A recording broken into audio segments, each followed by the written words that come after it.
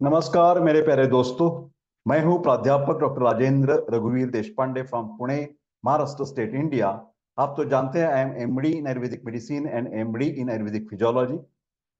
आप तो जानते हैं कि आयुर्वेदा एकेडमी चैनल ज्यादातर हेल्थ के बारे में, आरोग्य के बारे में बातचीत करते रहता है। ये सबके लिए है, मतलब स्टूडेंट्स के लिए होता है, डॉक्टर्स लोगों के लिए, प्राध्यापक के लिए, सर्वसामान्य जन के लिए और पेशेंट के लिए भी होता है। इसमें मैं और कुछ तरीके के वीडियोस डालता रहता हूं, जैसे कि कुछ मोटिवेशनल, कुछ स्पीचेस हो या स्पिरिचुअल कुछ बातें हो।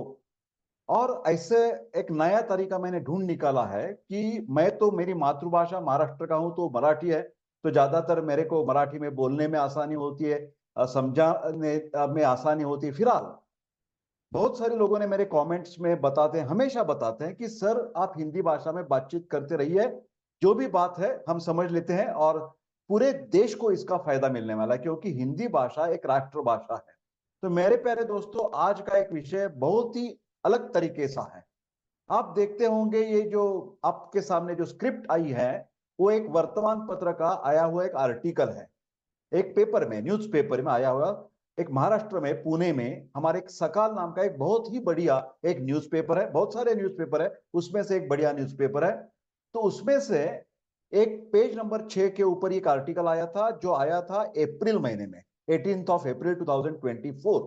फिलहाल उसके जो पार्ट्स थे, उसके जो कंटेंट्स था, वो मेरे को बहुत ही, मेरे दिल को छू गए, ऐसे आप कह सकते हैं, क्योंकि बहुत सारी बातें मेरे मन की बातें थी।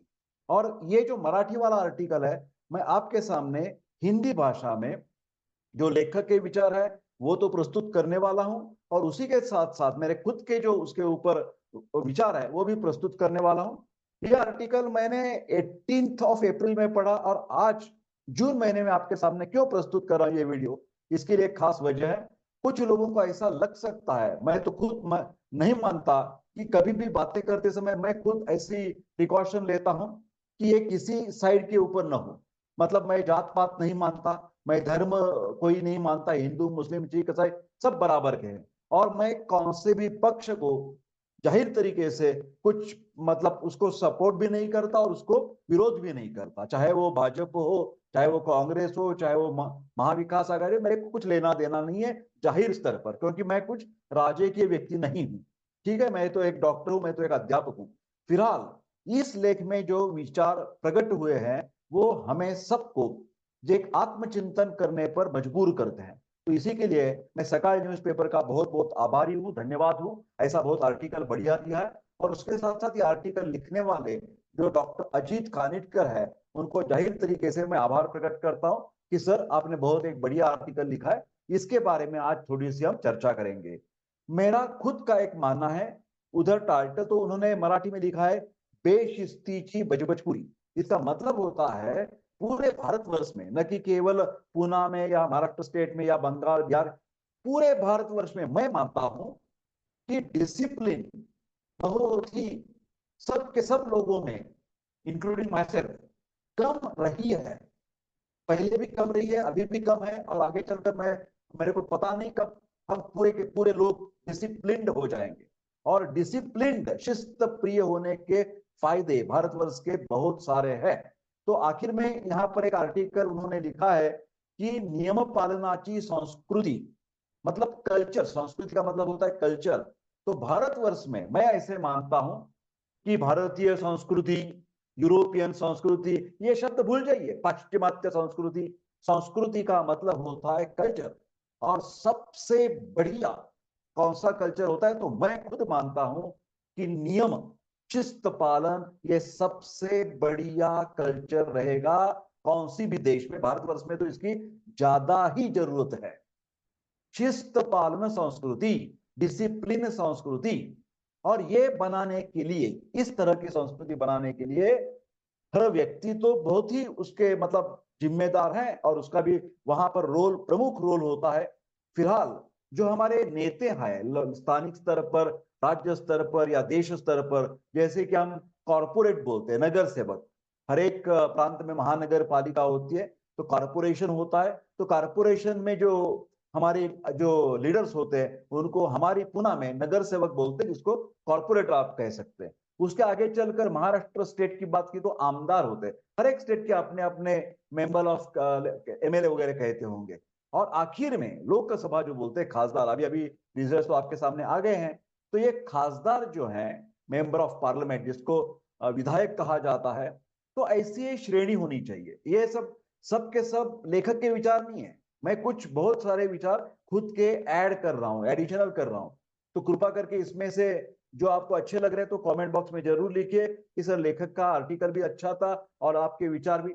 सिर्फ ये ध्यान में रखिए कि बहुत बढ़िया थम्स अप, मैं इसका सपोर्ट करता हूं, इसके आगे चलकर हमें कुछ बातें करनी पड़ेगी। एक मेरा सिंपल सा सुझाव है ये डिसिप्लिन के बारे में। बहुत सारे ऐसे लोग कहते हैं, इस लेखक ने भी कहा है कि यहाँ से ज्यादा शालेय स्तर पर इसका प्रशिक्षण देने की जरूरत है। हमारे जो सब्जेक्ट होता है वहां पर, उस सब्जेक्ट में ये सब बातें डालनी चाहिए कि हम कैसे व्यक्ति को आदर्श नागरिक बना सकते हैं वगैरह वगैरह।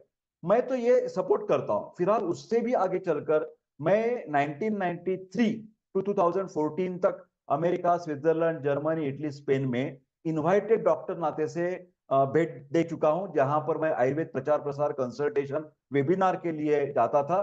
तो उस दौरान उधर की भी मैंने कुछ संस्कृति का अध्ययन किया, मतलब ऐसे उनके स्क्रिप्चर्स वगैरह के नहीं, लोगों की जो चाल चलन होती है उसके बारे में। तो बहुत सारे लोगों ने यही एक दोहराया कि हमारे यहाँ पर जो भी ट्रैफिक के हो या और भी कुछ नीति नियम हो, वो पालने को हम मजबूर हैं। क्या देखिए सब जब बताया मजबूर, because our government makes us such a tremendous punishment, चाहे वो आर्थिक हो, चाहे वो बिहाइंड द बार हो। ऐसी जबरदस्त शिक्षा होती है कि पूछो मत, कोई भी डेयरिंग ही नहीं करता कि ये रूल्स तोड़कर कुछ काम करे। तो इसी प्रकार का हमारी मराठी में एक उधर लिखा है, जो मराठी जानते हैं वो तो पढ़ लेंगे क्या लिखा है उधर, छड़ी लागे छम छम। ये मेरा भी उसके लिए सपोर्ट है कि जो नियम लोगों को पालन करना है, उसके लिए शिस्त जो लगानी पड़ती है, डिसिप्लिन जो लगानी पड़ती है, उसके लिए बहुत ही एक्सट्रीम आपको दंड करना पड़ेगा, पनिशमेंट करने पड़ेगी। तभी मेरे से साथ में लेकर, मैं ऐसा नहीं कुछ समझता कि मैं कुछ आकाश से टपका हूं या बाहर का आदमी हूं, मैं भारतीय हूं, भारतीय का मेरे को अभिमान है। फिर जो कमी है हमें, हम सबको मिलकर ये बातें मानने ही पड़ेंगी कि डिसिप्लिन में सुधार लाने के लिए हमें सबको, लोगों को इंक्लूडिंग माई सेल्फ, कड़क सजा होनी चाहिए, बिल्कुल कड़क। चाहे वो आर्थिक हो, चाहे वो बिहाइंड द बार हो, कड़क सजा होनी चाहिए। तो कौन से ऐसे टॉपिक्स हैं जहां पर हमारी ये शिस्त संस्कृति, डिसिप्लिन कल्चर की ज्यादा जरूरत है। ये लेखक ने बहुत सारे लिस्टिंग किया है, मैंने उसको खुद अंडरलाइन करके नंबर्स डाले हैं। तो एक एक करके बात सुनते हैं। उन्होंने शुरुआत ऐसी की है कि 60 इयर्स बैक एक कौन सा भी एक फॉरेनर था, उन्होंने भारतीय सोसाइटी का एक वर्णन किया था, जिसका उन्होंने लिखा है ए फंक्शनिंग अनार्की। फंक्शनिंग अनार्की ऐसे इंग्लिश में बोला है, मतलब काम चलाऊ अराजकता, जहां पर कोई भी कंट्रोल नहीं है, ऐसे उस जमाने में उन्होंने वर्णन किया था। और उसके बाद 2021 में रामचंद्र गुहा, यहां पर मैं यहां इसकी बातें कर रहा हूं, इस व्यक्ति ने इसी ऊपर एक पुस्तक पब्लिश किया था।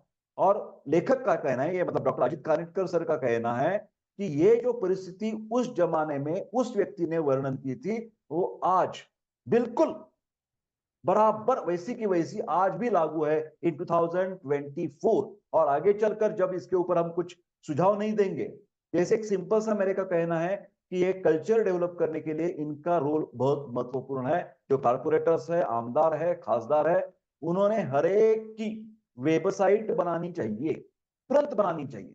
और उसके ऊपर हमारे कुछ लोगों के लिए सुविधा के लिए उन्होंने कुछ ऐसा प्लेटफॉर्म बनाना चाहिए कि जो लोग उस लोकल एरिया के प्रॉब्लम्स, कुछ पूरे सिटी के प्रॉब्लम या स्टेट के प्रॉब्लम बताना चाहते हैं वो बता दें। जो चाहे वो उनका नाम, पता, फोन नंबर्स लिख दे, नहीं चाहे तो नहीं लिख दे। फिर उसमें डालने के बाद उस व्यक्ति की जो टीम रहेगी, मतलब ये जैसे हम मानते हैं ना कि पंतप्रधान मोदी साहब की एक बहुत आईटी वाली टीम रहती है, तो मैं कहता हूं क्यों पंतप्रधान की, हर एक जो लीडर्स है उनकी अपनी अपनी आईटी सेल होना ही होना चाहिए इस जमाने में। जैसे कॉल सेंटर्स होते हैं ना, ये सबके पक्ष कार्यालय जो होता है तो बहुत अच्छा है। तो उन्होंने अपनी टीम के द्वारा, और बहुत अनएम्प्लॉयमेंट, उसको एम्प्लॉयमेंट मिल जाएगी। इन सब लीडर्स के अंडर। तो उन्होंने अपनी अपनी ऑफिसेस में बहुत सारे काउंटर्स बनाकर इसका एनालिसिस करने की जरूरत है। और क्या करने की जरूरत है? अकाउंटेबिलिटी। मतलब जो भी सुझाव आए हैं उस व्यक्ति को तुरंत वापस मैसेज जाना चाहिए कि सर आपका मैसेज हमें मिल गया। जिन्होंने नाम अपना प्रदर्शित किया है, नाम है या एड्रेस है, मोबाइल नंबर है, मेल आईडी है, तो उनको तुरंत फीडबैक जाना चाहिए कि आपकी सुझाव बहुत अच्छा है, हम ऐसी ऐसी उसके ऊपर कार्यवाही इतने इतनी दिनों में करने वाले। ये हर एक शब्द महत्वपूर्ण है। ये कार्यवाही इतने दिनों में करने वाले हैं। और उसके बाद में जब होता है तो ठीक है, नहीं होता है, जो भी होता है 10 दिन, 15 दिन, महीना, 2 महीने, उसके बाद फिर एक बार उस व्यक्ति को वो फीडबैक जाना चाहिए। तो इस तरह से आदर्श रूप में एक दूसरे को मदद हो सकती है। मतलब लोगों के द्वारा कुछ सुझाव जा सकते हैं और वो आमदार, खासदार, नगर सेवक उसका फीडबैक देकर क्या कर सकते हैं, उसका तालमेल, सहयोगिता बना बना सकते हैं कि उनका जो कॉन्टैक्ट है। नहीं तो क्या हो जाता है, सिर्फ इलेक्शन आ जाए लोकसभा की, विधानसभा की, तब ये घर भर जाकर बोलेंगे सर ऐसा ऐसा माता बहुत अच्छी चल रहा है, आपका क्या सुझाव वगैरह। हम ये नहीं होता। ये कंटिन्यूअसली 24/7 बाय 365 ये प्रोसेस चलनी चाहिए। ऐसा मेरा वैयक्तिक मत है। यहाँ पर वो ऐसा मत उन्होंने दिया नहीं है। ये देखिए, पहला उन्होंने कुछ जो करीबन 25 to 30 जो एग्जाम्पल्स दिए हैं नॉन डिसिप्लिन के, हमारी जो बेशिस्त है उसके बारे में लेखक इस आर्टिकल में बोल रहा है। रेलवे के द्वारा बिना टिकट जो घूमते फिरते हैं ना, उसको दंडात्मक कार्यवाही हो जाती है। तो मैं कहता हूं इसका भी हिसाब किताब लोगों के सामने हर एक उसके उसके एरिया के अनुसार जो नगर सेवक, आमदार, खासदार, उन्होंने वो पब्लिश करना चाहिए।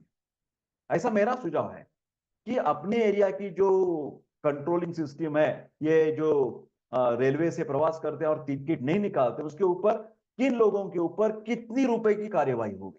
और वो धीरे धीरे ऐसा एनालिटिकल वर्क आना चाहिए, ग्राफ आना चाहिए कि सर हमारे एरिया की जो बात थी, जो भी है, मानो कि मैं पुणे सिटी की बात कर रहा हूं, तो पुणे रेलवे स्टेशन की मैं बात करता हूं, शिवाजी नगर रेलवे स्टेशन की मैं सिंपल सी बात करता हूं, तो वो एरिया किसी नगर सेवक के अंडर आ सकता है। वो बता देगा कि हमारी यहाँ पुणे रेलवे स्टेशन में इतने इतने महीनों में इतने इतने बिना टिकट प्रवास किए वाले लोगों को दंड किया गया, इतने रुपए का संकलन किया गया। और ये कंटिन्यू, मैं क्यों बार बार आईटी सेक्टर, ये टेक्नोलॉजी का बात कर रहा हूँ, वेबसाइट की बात, क्या हो जाता है स्पोरेटिकली ऐसी कुछ चीजें पेपर्स में आती है, लोग भूल जाते हैं, पढ़ते हैं, छोड़ देते हैं, हाँ बहुत बढ़िया काम किया। ऐसा नहीं, मैं कहता हूं कि इसका पूरा का पूरा जो आलेख है, कंटिन्यूअस प्रेजेंटेशन उस वेबसाइट पर हमेशा के लिए मौजूद होनी चाहिए। किसी को भी कभी भी रेफरेंस चाहिए तो वो देख सकेगा कि देखिए 2024 में अभी के मतलब जून महीने में इतना दंड हुआ था, जुलाई में ये ऐसा, अगस्त में ऐसा, और ये कम होता जा रहा है, ऐसा दिखाई देना पड़ेगा उस वेबसाइट के ऊपर। वो पूरी खुली ट्रांसपेरेंट व्यवहार होना चाहिए। दूसरी बात देखिए, अनधिकृत बांधकाम के ऊपर जहां जैसे भी कारपोरेशन के एरिया में और कुछ एरिया में अनधिकृत, विदाउट एनी परमिशन जो कि कंस्ट्रक्शन होती है, उसके ऊपर बाद में कारपोरेशन को एकाएक किसी लेटर देकर बताता है ये इसे यहाँ पर अनधिकृत बांधकाम है, मतलब इलीगल बोलते हैं, इलीगल कंस्ट्रक्शन। तो इलीगल कंस्ट्रक्शन का भी क्या कर सकते हैं, जैसे कि मानो मैं गोखले नगर एरिया में रहता हूं, ठीक है, तो गोखली नगर एरिया में हमारे कुछ नगर सेवक हैं, है ना, है, होते ही है। तो वो नगर सेवक अपनी वेबसाइट पर लिखेगा कि गोखली नगर एरिया में फलाना फलाना फलाना XYZ इलीगल कंस्ट्रक्शन मौजूद है तो बोलना है, नहीं है तो वो भी लिखना है कि हमारे यहाँ एक भी अनधिकृत बांधकाम नहीं है। तो लोगों को ये पता चलेगा, और ये वेबसाइट के ऊपर रहने से वो permanent 24/7/365 any sensitive person can access those particular problems. So these are the points that should be on the website. Okay, so ये बुलडोजर की बात होगी, इलीगल कंस्ट्रक्शन की। उन्होंने लिखा है कि बाद में ये जब तोड़ फोड़ कर देते हैं तो कितनों करोड़ों रुपयों का नुकसान होता है। कंस्ट्रक्शन मटेरियल आया जाता, पूरा का पूरा बर्बाद हो जाता है। उसमें ऊपर जो ताकत लगाते हैं, जो कंस्ट्रक्शन लेबरर्स है, उनकी ताकत मतलब जीरो हो जाएगी। तो ये सब का जो है ना, मतलब energy, money matter and the time factor all are abolished, but that is correct. I am not saying कि you should not break that illegal construction, but what I want to say, मेरे को कहना क्या है कि उसका हिसाब किताब वेबसाइट के द्वारा रखा जाना चाहिए। हर बात मैं बोलूंगा वेबसाइट की बात करूंगा, ठीक है। आगे चलकर लेखक ने थर्ड पॉइंट बताया है कि पूना का उन्होंने उदाहरण दिया है कि पूना में ट्रैफिक सिग्नल ब्रेक, मतलब ब्रेक करने वाले तो कितने सारे लोग होते हैं, तो उसका भी हिसाब हमें वेबसाइट के ऊपर कंसर्न एरिया का नगर सेवक आमदार खासदार की वेबसाइट पर हमें यह मालूमात होनी चाहिए कि हमारे एरिया की दंड वसूली कितने हो गई। और वो ऐसा क्यों मैं बार बार वेबसाइट की बात कर रहा हूं कि वो आलेख हमेशा अप डाउन का देखने को मिलेगा, और उसके ऊपर जो कंसर्न व्यक्ति है, चाहे वो ट्रैफिक कंट्रोलर ऑफिसर्स हो या हमारे पूना के कमिश्नर हो, तो उन्होंने उसके ऊपर क्या क्या उपाय योजना चालू की है, वो कैसी सक्सेसफुल हुई है, नहीं सक्सेसफुल हुई, क्यों नहीं सक्सेसफुल हो रही है, इसकी बातें उस वेबसाइट पर हमें आंखों देखा हाल हमेशा देखने को मिलनी चाहिए। ये पेपर में जो फ्लैश न्यूज आती है वो तो टेम्पररी समाधान मिल जाता है, फिर ऐसा नहीं होना चाहिए। We should be able to make data, to present the data, to make analysis, to make correction, corrective remedies बोलते हैं उसको, मतलब सुधार लाने के लिए कुछ स्टेप्स उठाते हैं ना लोग, ऑफिसर्स, स्टेक होल्डर, तो उन्होंने ये बताना चाहिए कि हमने ऐसे ऐसा वैसा वैसा किया है और ये सक्सेसफुल हो रहा है, नहीं सक्सेसफुल हो रहा है। ठीक है, आगे चलते हैं। तो ट्रैफिक का एक बहुत बढ़िया थर्ड पॉइंट उन्होंने रेज किया है और वो सब भारत में सही है। आगे चलकर उन्होंने लिखा है कि जागतिक जो स्पोर्ट्स इवेंट्स होते हैं क्रीड़ा क्षेत्र में, स्पोर्ट्स एक्टिविटी जो होती है, हमारा भारत सरकार का भी एक सेपरेट डिपार्टमेंट है क्रीड़ा के लिए, तो उसके पूरे ओलंपिक्स होते हैं और कुछ एशियन गेम्स होते हैं, उसमें जब ये ड्रग जो बोलते हैं ना, ड्रग्स लेकर कुछ परफॉर्म करना, ऐसे ड्रग लेने वाले जो स्पोर्ट्समैन हैं, लेखक का कहना है, मेरा नहीं कहना, उसने देखा है कि वो एनालिसिस उन्होंने देखा है और वो बोलते हैं कि भारत के स्पोर्ट्समैन उसमें ज्यादा पाए गए हैं कि जो ड्रग्स सेवन करने के बाद परफॉर्म करते हैं और उसके द्वारा उनकी परफॉर्मेंस अच्छी होती है।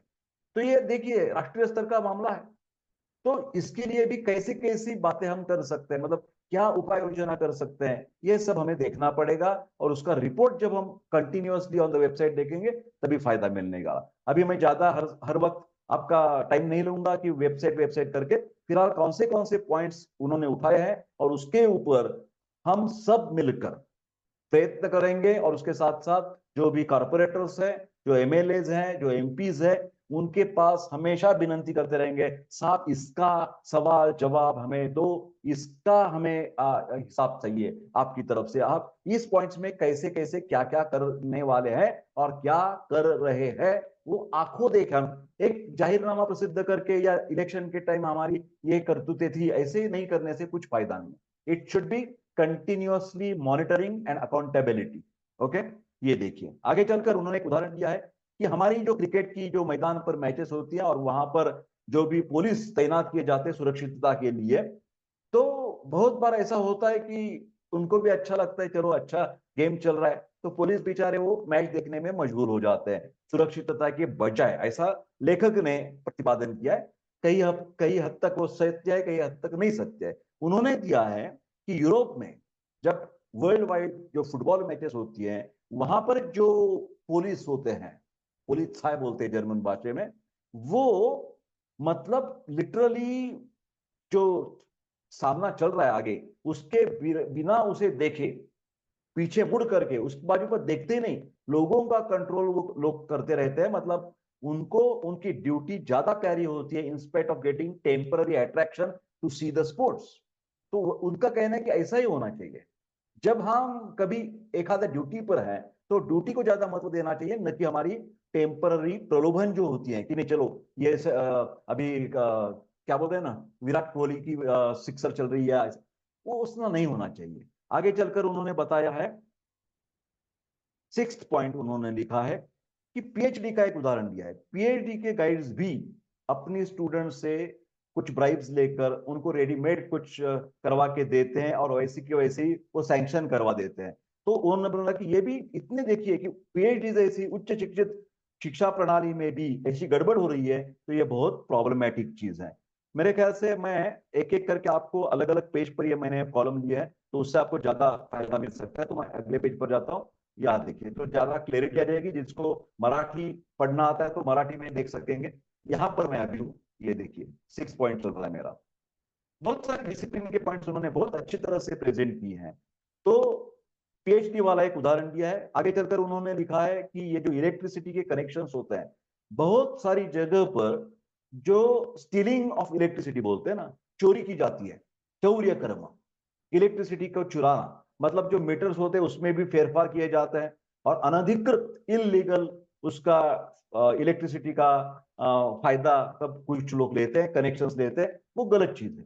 तो वही बात आती है कि ये सब हमें दुरुस्त करना पड़ेगा। तो इसके लिए हम again we say including ourself, but local नगर सेवक, आमदार, खासदार, ये सबको हम साथ लेकर ये कुछ करना चाहिए। उन्होंने आगे चलकर लिखा है कि ये पानी का डिस्ट्रीब्यूशन, जब हमारी फार्मिंग को जब पानी चाहिए, तो कई कबार कुछ गड़बड़ी ऐसी हो जाती है कि इलीगली वो ट्रांसपोर्ट किया जाता है, कहीं जोड़ लेकर वो पानी जो आ रहा है, बह रहा है, वो अलग तरीके से इलीगली कहाँ तक सप्लाई किया जाता है। मतलब जो डैम्स होते हैं उधर से इलीगली वो अपनी अपनी खेती के ऊपर वो खींचा जाता है पानी। उसका भी हिसाब किताब हर एक व्यक्ति को एज ए नागरिक माने होने की जरूरत है। नदी पात्र जो होते हैं, मतलब जो around your rivers, there lot of तस्करी बोलते हैं, ये सैंड की तस्करी वाले बहुत बड़े कुछ लोग होते हैं, ट्रक लाते हैं और रात रात उधर की जो बालू होती है, मिट्टी होती है, वो उठाकर ले जाते हैं और अपने अपनी कंस्ट्रक्शन साइट के ऊपर वो डाल देते हैं। तो ये भी एक पॉइंट उन्होंने रेज किया है। उसके आगे चलकर 10th पॉइंट है कि जो सीडलिंग्स होती है फार्मिंग के लिए, जो बियाणे बोलते हैं मराठी में, तो जो सीडलिंग्स होती है उसके ऊपर भी कुछ फॉल्स ऐसे लेबल्स लगाते हैं और फॉल्स जाहिरात करते हैं, एडवर्टीजमेंट करते हैं, और गलत तरीके से उसकी सेल की जाती है। वो क्वालिटी नहीं है उसके पास, फिलहाल वो सिर्फ लेबल लगाकर वो बेच जाते हैं। तो उसके ऊपर भी ध्यान देने की जरूरत है। उसके बाद उन्होंने लिखा है कि स्कूल परमिशन, मतलब इलीगल स्कूल फॉर्मेशन या कॉलेज फॉर्मेशन, जहां पर कंट्रोलिंग जो बॉडी होती है, सीबीएसई हो या सेंट्रल गवर्नमेंट या स्टेट गवर्नमेंट, बिना परमिशन लेके कुछ शाला कॉलेजेस चालू किए जाते हैं। उधर पेरेंट्स को कुछ पता नहीं होता, और शिक्षक लोगों को भी कई बार पता नहीं होता कि हमारी जो कॉलेज है या स्कूल है वो लीगल है या इलीगल है। और इसी तरह वर्षानुवर्ष, और एक एक ध्यान में आ जाता है कि अरे इसके पास वो प्रॉपर अथेंटिफिकेशन सर्टिफिकेट नहीं है, तो बाद में आंख खुल जाते हैं, आंख खुल जाते हैं। तो ये नहीं होना चाहिए। हर एक पॉइंट के ऊपर हमें सबका ध्यान होना चाहिए। अभी 12th पॉइंट जो है यहाँ देखिए, उन्होंने वही लिखा है कि ये स्कूल के कॉलेज के बहुत बड़ी बड़ी इमारती कंस्ट्रक्ट की जाती है बिना परमिशन, और that becomes a very much problematic. वो बहुत मतलब प्रॉब्लम जैसा है। ओला और कोरडा कचरा, मतलब ये हमारी डिस्ट्रीब्यूशन ऑफ द वेस्ट होता है ना, कि वेट एंड ड्राई जो वेस्ट प्रोडक्ट्स है वो सेपरेट करके हमें डस्टबिन में डालने चाहिए, वो भी लोग नहीं करते। उसके ऊपर सबका ध्यान होना चाहिए। उसके कुछ जो मजबूरी होती है, ऐसा लोग क्यों नहीं करते, उसके ऊपर भी सोचने की जरूरत है। उसके आगे चलकर उन्होंने जो हमारे फोर्ट्स होते हैं, मतलब हिस्टोरिकल जो फोर्ट है, जैसे महाराष्ट्र में तो बहुत है, शिवाजी महाराज जो होते थे किंग्स, तो उन्होंने बहुत सारे फोर्ट्स बनाए थे। तो उधर अभी कुछ उसकी निगरानी अच्छी तरह से नहीं की जाती। कुछ दारू पी के लोग उधर मतलब मजा लेते हैं। कुछ प्लास्टिक जो टूरिस्ट होते हैं वो भी कैसे गंदा कचरा कर देते हैं, तो उसके ऊपर उन्होंने हमारा ध्यान खींचने का प्रयास की है लेखक ने।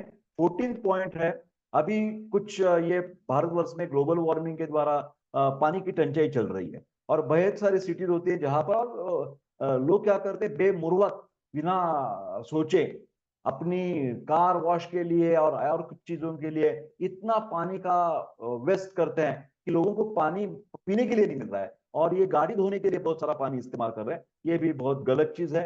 15th point is regarding the festivals.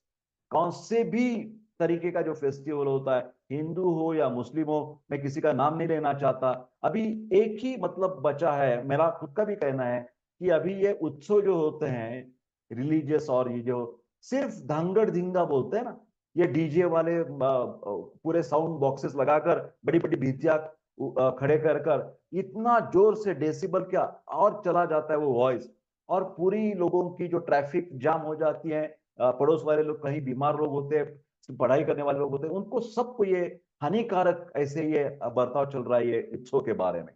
आगे चलकर उन्होंने कुछ लिखा है कि पुराने जमाने में जब नया नया सेलफोन आया था, तो ऐसे लोग यहाँ सेलफोन लगाकर घूमते थे। तो उन्होंने एक बात कही है, उसका ऑब्जर्वेशन, कि अभी पहले वाले सिर्फ जेंट्स लोग ज्यादा ही ऐसे दिखाई देते थे कि निग्लिजेंस उनके तरफ है। फिर अभी लेडीज भी, गर्ल्स भी ऐसा फोन लगाकर हमारी स्कूटी और मोटर बाइक चलाते हैं। इसके ऊपर कुछ ध्यान देने की जरूरत, डिसिप्लिन एक्शन करनी चाहिए, नॉन डिसिप्लिनरी एक्शन। उसके बाद उन्होंने लिखा कि पुणे का तो मेरे को बिल्कुल अनुभव है, ये जो हमारी क्या बोलते हैं ना, स्कूटर्स वगैरह होती है, मोटर बाइक्स, तो ये 2 लोगों की होती है ना, डबल सीट बोलते हैं। तो अभी ट्रिपल सीट इतना सर्रास चल रहा है कि पूछो मत। हमें पता ही नहीं चलता कि ये डबल सीट वाला ओरिजिनल लाइसेंस है या ट्रिपल सीट वाला। ऐसे लगता है कि अभी आरटीओ ने, हाँ, रोड ट्रैफिक जो कंट्रोल वाला ऑर्गेनाइजेशन है, उन्होंने ही सबको मतलब ट्रिपल सीट की परमिशन दे दी है। इतनी बहुत ही गंदी बात है ये सब। आगे चलकर उन्होंने ये डॉग्स घुमाते वाले जो हायर मिडिल क्लास के जो कभी कभार लोग होते हैं, और हर ऐसा नहीं, कुछ भी जो लोग होते हैं, वो इतने बड़े बड़े महंगे महंगे वाले कुतरे परचेस करते हैं, उनका पालन पोषण करते हैं। फिर जब घुमाते जाते हैं तो उनकी टट्टी रस्ते रस्ते पर जो बिक्री होती है। ऐसा होना चाहिए कि उनके साथ कुछ प्लास्टिक का और ये हैंड ग्लोव्स या और कुछ चीजें होनी चाहिए कि जहां से वो जो टट्टी हुई है वो डॉग्स की या कुछ एनिमल्स की, वो कलेक्ट करके अच्छी तरह से उसका डिस्पोज ऑफ करना चाहिए। वो नहीं होता, ऐसा उसका कहना है। आगे की बात, 19th पॉइंट उन्होंने लिखा है कि ये कोच कार्स जो होते हैं उनको ब्लैक कलर की जो ग्लासेस है वो अलाउड नहीं है। फिलहाल बहुत सारे लोग आप देखते हैं कि उनकी जो नंबर प्लेट देख कर ही पता चलता है कि ये बहुत क्या बोलते पैसे वाले लोग हैं। तो अपने आप पता चलता है, जैसे कि 700, जेम्स बॉन्ड 700 तो उनके हमेशा वो ग्लासेस ब्लैक ही रहते हैं। कोई उसके ऊपर कार्यवाही होने को दिखती नहीं है। बाद में जब ये कुछ डिसिप्लिन की बात आती है तो उसमें उन्होंने मराठी शब्द लिखे कि लोग सेटिंग कर देते हैं, पहली बात लिखी उन्होंने। उसके बाद उसको पटवणे, असे मराठीमध्ये आम्ही म्हणतो की त्याला गटवणे पटवणे, मतलब उसको अपने इसके इसमें लेने लेना, मर्जी में ले लेना, एडजस्ट करना, हाँ जरा इस बार थोड़ा सा छोड़ दो वगैरह करके। ये सब जो शब्द प्रयोग है वो बहुत कॉमन हो गए हैं, ऐसा उसका कहना है। दूसरी बात, उन्होंने 21st पॉइंट उन्होंने लिखा है कि बहुत सारे जो उद्योग व्यवसाय जो है वो डेवलपमेंट तो हो रही है, वो अच्छी बात है। फिर वो जो उद्योग है उनका जो वेस्ट होता है, तो वो जब सांड पानी बोलते हैं मराठी में, वो नदी नाले में छोड़ दिया जाता है। और इतना गलत बात है, वो केमिकल इफ्लुएंस बोलते हैं ना, तो वेस्ट, कारखाने से निकलने वाला केमिकल वेस्ट वो नदी में जाएगा तो नदी का प्रदूषण और बढ़ जाएगा। तो इसके ऊपर भी निगरानी सब लोगों की होनी चाहिए। उन्होंने लिखा है कि जब भरभराट होती है, कारखाने वगैरह नए नए निकलते हैं, तो ऐसा भी ये देखने की जरूरत है कि उस उद्योग व्यवसाय में जो भी कर्मचारी काम करते हैं, उनका आर्थिक स्वास्थ्य, उनका शारीरिक स्वास्थ्य, उनका मानसिक स्वास्थ्य, उनकी जो सुरक्षा है, उसकी सब नीति नियम कैसे तरीके से पालन किए जाते हैं, ये देखने की जरूरत है। और उन्होंने आखिर में एक बताया है कि नागरिक शास्त्र नाम का एक विषय होता है हमारी स्कूल लेवल में। वहां पर हम एक पहली से प्रार्थना या प्लीज मतलब शपथ लेते हैं कि भारत माझा देश है और आम्ही सब भारतीय बांधव आहोत, we are all the brothers and sisters of each other. But उन्होंने लिखा है कि उस प्लीज में, उस प्रार्थना में ये भी ऐड करना चाहिए कि जो छोटे मोटे नियम कानून है हमारे भारतवर्ष में, चाहे वो ट्रैफिक के हो, चाहे वो बिल्डिंग कंस्ट्रक्शन के हो, जो भी है वो नियम कानून मैं हमेशा पालन करता रहूंगा। और मैंने नहीं पालन किया तो उसका जो शिक्षा है वो भोगने के लिए मैं तैयार हूं, ऐसे करके कुछ होना चाहिए। यहाँ पर उन्होंने 23rd पॉइंट बताया है कि जब रेड सिग्नल होता है तो कभी भी लोग वो पालने के लिए मतलब उतावली इतने हैं कि उनको कोई फिक्र नहीं है रेड सिग्नल का वगैरह। तो उन्होंने और एक बात बताई कि जब नियम पालन की बात आती है तो लोग हमेशा सीनियर्स के ऊपर ध्यान देते हैं कि बड़े वाले लोग कैसे करते हैं। अभी देखो कि बच्चे को लेकर जब आप सिग्नल्स मतलब ब्रेक करके जाएंगे, तो जो हमारे पास जो पीछे वाला हमारे जो क्या बोलेंगे कि बच्चा बैठा है या पतवंड हमारी एज में जैसे बोलते हैं ग्रैंडसन बैठा है, वो क्या सोचेगा, देखिए मेरे पिता दादाजी ऐसे चल रहे हैं तो मैं आगे चलकर वैसे ही जाऊंगा ना, मैं ब्रेक करूंगा रेड सिग्नल। तो संस्कार की बहुत बढ़िया बात होती है। तो जब सब बड़े लोग अच्छी तरह से ये पालन करेंगे तो उसका फायदा हमेशा देश को या आगे आने वाले पीढ़ी को मिल सकता है। तो मेरे प्यारे दोस्तों, बहुत लंबा वीडियो मालूम है मेरे को, फिर ये मेरे को कई बातें ऐसे होती है ना, रह नहीं जाती कि वो लोगों के सामने आनी ही चाहिए। और उसके ऊपर लोगों की प्रतिक्रिया, चाहे वो थोड़े से व्यूज कम आ जाएंगे, लोगों को ये ऐसी ज्यादा बातें सुनने के लिए उनके पास टाइम नहीं होता।